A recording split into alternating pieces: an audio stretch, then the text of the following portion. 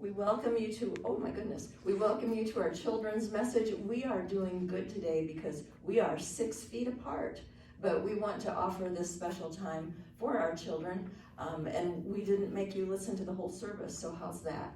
But I'm thankful for these little ones who are sitting around me right now, and they've promised to behave, so let us begin.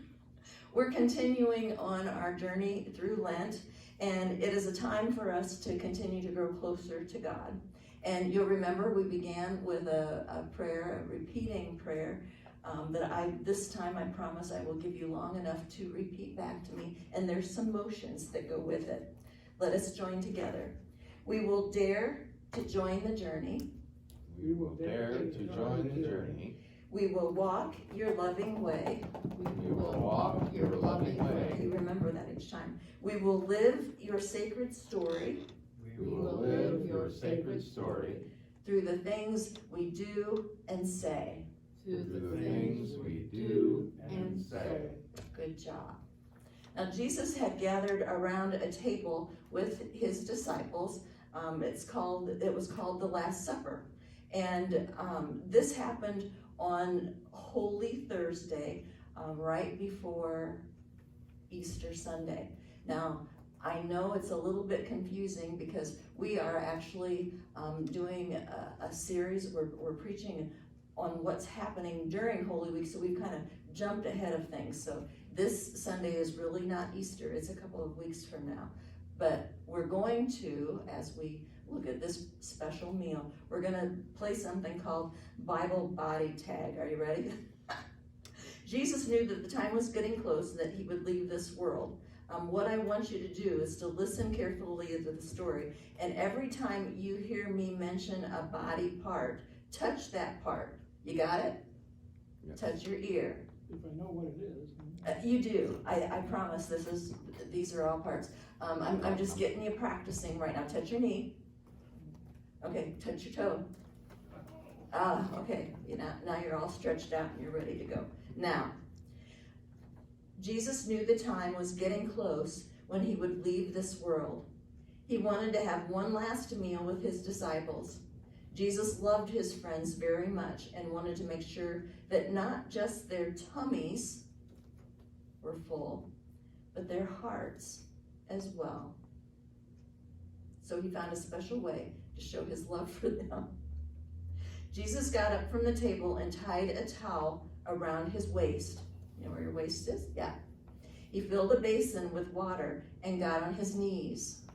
There you go. You don't have to get on your knees, just point to your knees. Okay. Then Jesus began washing the feet of his disciples. But when Jesus came to Peter, Peter shook his head and said, "You will never wash my feet." Jesus said, "You don't understand what I'm doing now, but you will later." Peter said, "Well, then also wash my hands and my head." Jesus says, "It is enough to wash your feet. You are clean." Then Jesus said to all of them, "Do you know what I have done for you?" The disciples were all ears. Jesus continued, "You call me teacher and Lord, and that is correct. If I, your Lord, have washed your feet, you too must wash each other's feet." The disciples' eyes were filled with awe. Jesus continued, "I give you a new commandment, that you love one another. Just as I have loved you, you must love one another. This is how everyone will know that you are my disciples, when you love each other." Jesus' words had truly touched the disciples' hearts. All right, very good. Churches all around the world listen to this story and are reminded of our purpose as disciples, or our calling as disciples, to serve one another.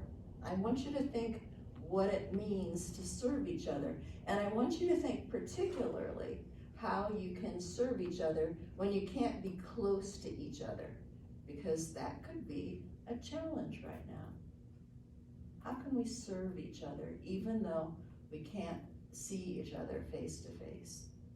We can pray for them. We can pray for them. That's very good, Kay. You're such a sweet little girl. You do an online service, I guess. I guess we can do an online service. That's one way of caring for each other and being a part of that. So thank you, each of you children, for being a part of this. Just a phone call.